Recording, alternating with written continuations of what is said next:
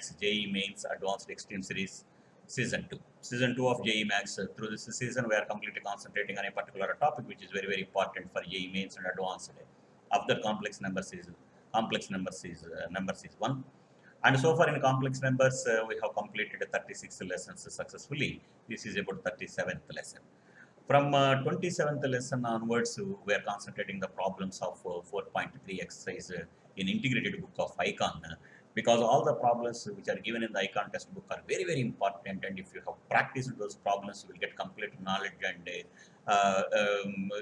with the help of them, you can solve any problems which is given further in any of the competitive examinations. That's why here first we are concentrating, and my suggestion is please check the description there. I am providing all the links of the previous classes also. Again, my friends, if you are get familiarity with the problems of integrated textbook and that knowledge of the problems and the workload example problems, that knowledge is maximum sufficient to get complete subject on grip on complex numbers. Okay, my friends, now this is lesson number 37. In this lesson number 37, we are concentrating problem number 25 to 27 of exercise 2.3, 4.3. Now, coming to problem number 25. Yeah. Z1, Z2, Z3, Z4 are vertices of this square with the center Z0. Then prove that sigma Z1 square is equal to 4Z0 square. Actually, this is an elementary problem. The same problem we can also solve, or we can also discuss in vector algebra. The same thing here, we are solving the problem with what is called complex numbers teach. So here I am giving here it is the square, of course. You know it very well. Let A, B, C, D be the vertices of the square with the Z1, Z2, Z3 are fx's of the vertices, and let O, Z0 be the point of intersection of the diagonals. And for square, all the sides of the lengths are diagonals are equal length, and all sides are equal, and midpoints of the diagonals are also equal. Without a loss of generality, let Z0 be the center, and moreover, at the center is for square, it makes an angle pi by 2. So if it is my origin, since Z0 is center, and this length as well as this length both are same. So by applying the Coni's method or rotation method, if I have rotated OZ bar to QB, OA bar to QB, then OA bar to OB, then OB bar is equal to OA bar into e power I pi by 2, I can write. Okay. So e power I pi by 2 means what? That is cos pi by 2 plus I sin pi by 2, that is equal to what? I.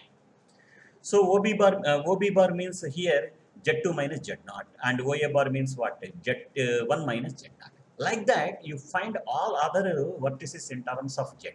That I am, in brief, I am explaining like this. So this is about ABCD square with OZ0 as center of the square, and moreover, all these lengths are same. So this length and this length and this length all are same. That means QA is equal to OA is equal to OB equal to OC is equal to OD, and moreover, all the sides lengths also equal, and moreover, angle at center is pi by 2. Therefore, and moreover, this is the centroid. This is centroid, and as per the definition of centroid of the square, Z1 plus Z2 plus Z3 plus Z4 by 4 equal to Z0. You call it as equation number 1. Okay. Now by Coni's method, as I said just now, okay, see the diagram of the square very clearly. Again, here I am repeating the same diagram. Here, by applying the Coni's method, since it is angle 90 degrees, as I said just now, so OB bar is equal to OA bar e power I pi by 2, because if it is my anti-clockwise direction. So Z3 minus Z2 minus Z0 is equal to Z1 minus Z0 into I. You square on both sides, you will get this as equation number 2. Similarly, you rotate OB bar to OC bar, therefore OC bar is equal to, you can get equation 3. Similarly, OC bar to OD bar in anti-clockwise direction, therefore you can get equation number 4. Similarly, OD bar to OA bar, you can get. So please try to concentrate all the 4 equations very clearly. After squaring on both sides, you will get this kind of information. Now what to do? Now you add all these equations 2, 3, 4 and 5. If you are adding all these equations, you can get 2 into sigma z1 square, that is z1 square plus z2 square plus z3 square plus z4 square, which is equal to 2 z0 into, in bracket you are getting what, z1 plus z2 plus z3 plus z4. What is z1 plus z2 plus z3 plus z4? That already we discussed, because the centroid of the square is what?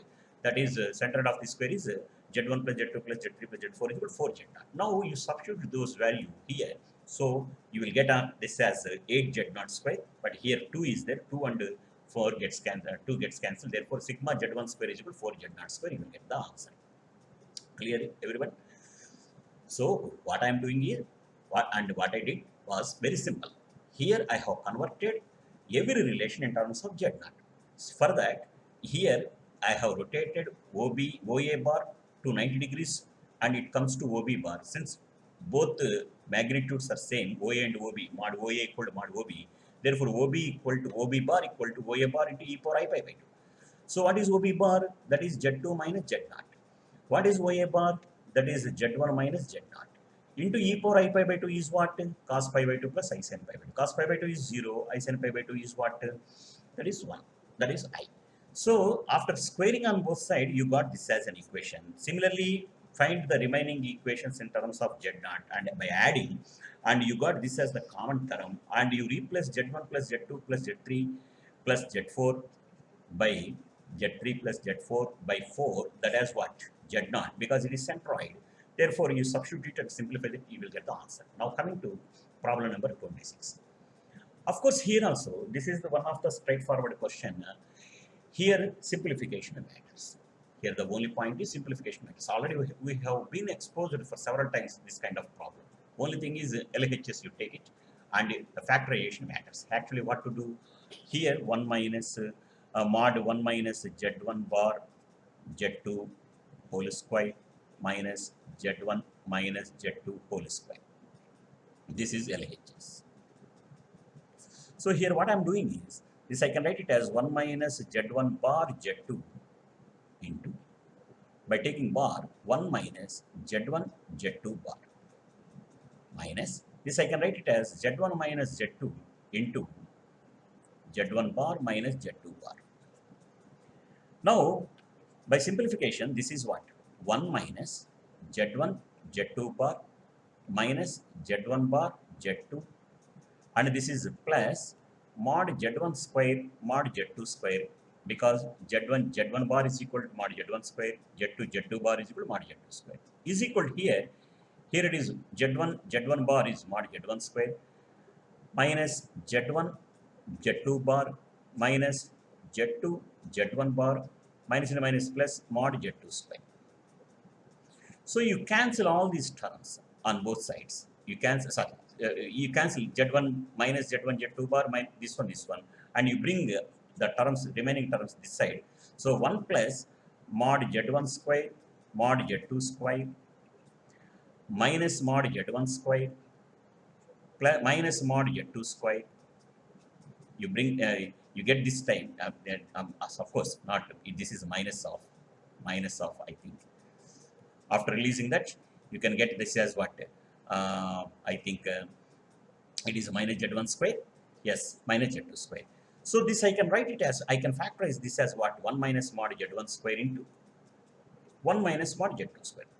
My friend, don't get panic about this, because already we have done several times this kind of model. This is one of the familiar model, because if the question is given like this, then problem is very well familiar for you.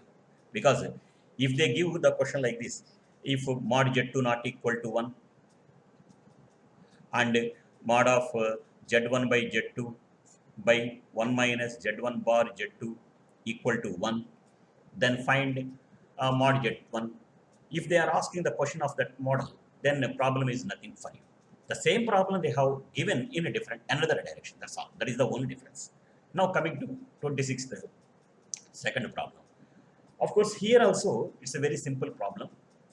Before going to solve this problem, first let us concentrate on this particular derivation.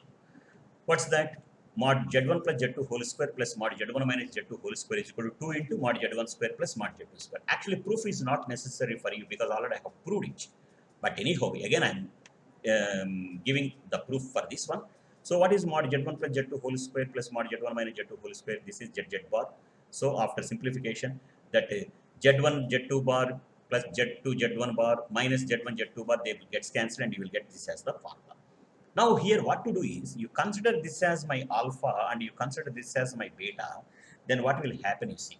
So you just consider this as your alpha and you consider this as your beta, therefore alpha plus beta is equal to this one, alpha minus beta is equal to this one, alpha beta is equal to this one. Okay. Now what to do is, you find the value of mod alpha square plus mod beta square. What is it? Actually, if a square plus b square is equal, I can write that as what? From algebra, that I can write it as half into mod of alpha plus beta whole square plus mod of alpha minus beta whole square. Okay. So this is half into, what is alpha plus beta? Here it is there. What is alpha minus beta? Here it is there. You put all the values here, and after simplification, mod alpha square plus mod beta square, you get it as 2 into mod Z1 square plus mod of Z1 square minus Z2 square. Okay. Why we have done, why we have found mod alpha square plus mod beta square, that you will get it. Don't worry. Now, what is mod alpha plus mod beta whole square? This is the formula. Now, this we are substituting, mod alpha square plus mod beta square, that we are substituting. And mod 2 alpha beta, 2 mod alpha beta, that we are substituting here. And again, this we can write it as mod Z1 square plus Z2 square is mod of Z1 plus Z2 into mod of Z1 minus Z2. So ultimately, this looks like what? So this is nothing but a square plus b square plus 2ab model. So what is that? A plus b whole square. So this is what? Mod of alpha plus mod beta whole square is equal to whole square. Therefore, mod alpha plus mod beta is equal to what? Mod of Z1 plus Z2 plus mod of Z1 minus Z2. What is mod alpha and mod beta? Mod alpha is what? Mod of Z1 plus root of Z1 square minus Z2 square plus mod beta is what? Mod of Z1 minus root of Z1 square minus Z2 square. So here the thing is, to prove the given result, we are utilizing this as a buffer. This is called a lemma or support of the theorem. So in that support, I have conveniently substituted and selected the terms alpha and beta. With that, I got the value of mod alpha plus mod beta whole square. So it is very easy to prove this kind of answers. Or you can solve the problem by taking Z1 as R1 cos theta 1 plus I sin theta 1, Z2 as cos theta 2 plus I sin theta 2, and we can also solve it. But it's a lengthy one. But when compared with that process, this method is somehow easy, and moreover, it involved all our known algebraic manipulations. That's why I recommended this method for solving this problem. Now, coming to 27th problem. Again, my friends, this is one of the standard problem, and it was repeated in IIT advanced examination also, JEE advanced examination also.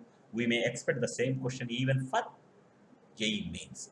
So, what is given? For complex numbers, Z and W, please don't get confusion, it is not omega. Mod Z whole square W minus mod Z and W square Z is equal to Z minus W. Then prove that Z is equal to W or Z W bar is equal to 1. Okay, what to do? Here I am giving the hint. The only point is how to factorize this is the matter. Because I can write mod Z square as what? Z bar. I can write mod W square as what? W bar. You write conveniently and you take the common factors. See, what I am doing is, I have written first I have taken this as this, I have taken common W and I have taken common Z. So Z by W, I got this. And this is what? Both numerator and denominator, it's a number. So finally, Z by W I got is a purely real. When can I say a complex number is purely real? If a complex number is purely real, then Z is equal to Z bar. If Z is equal to Z bar, then Z W bar is equal to Z bar W. This is equation number 1. You put it outside. So with the help of the first concept, we got this result. Okay? Because here we need what is ZW bar and Z bar W. That's why initially I got a relation what is ZW bar and Z bar W, and I fortunately I find that both are same. Now what I'm doing is, again I'm considering the same, and here now what I'm doing is I am writing Z square as Z bar and W square as W bar. Now here what I'm doing is, now I have taken Z as common and remaining I have taken W as common. And of course, here Z bar W and W bar Z both are same. So you write any one of them, and thereby I have factorized it. And that is why here we are using this, and I am substituting this point. Therefore, I got either Z is equal to W or ZW bar is equal to 1. So these are all are what regular, familiar, oriented steps. That's why if you have been practicing the question several times, repeatedly, the same steps are involving in process in solving the problems. And once if you are identifying those techniques, then immediately you will get the idea while solving even the known question or unknown question also. Okay, that is possible only with help of practice. Practice makes man's perfect. Again, you have to apply. Okay. Now, my friends, coming to problem. This is of course. Hope you enjoyed this video. If you like this, please share and subscribe my channel, and please don't forget to press the bell icon. There we will meet. We will get the continuous other notifications immediately. And my friends, we will meet with the next video soon. Thank you.